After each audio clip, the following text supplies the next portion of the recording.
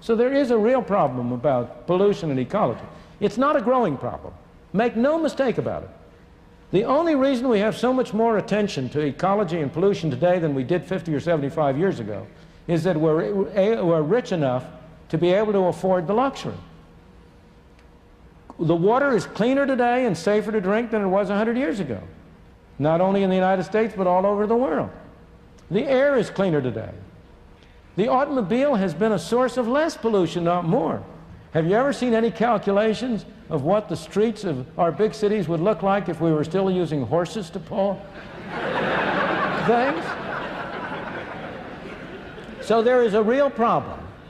And the fact that we are rich enough means that we should pay attention to that problem. We can afford to do something more about it than we did earlier. But we must not go down the haywire and create more myths that somehow or other we've been destroying an untroubled continent.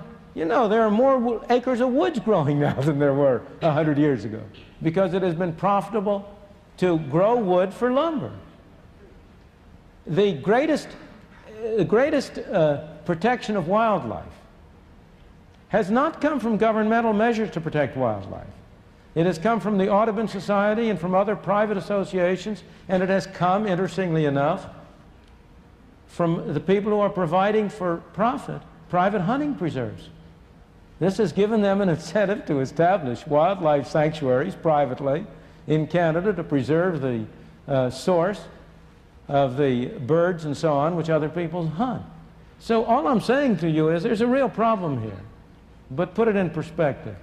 And don't think that the answer is always another governmental law which will restrict the freedom of people to use their own resources.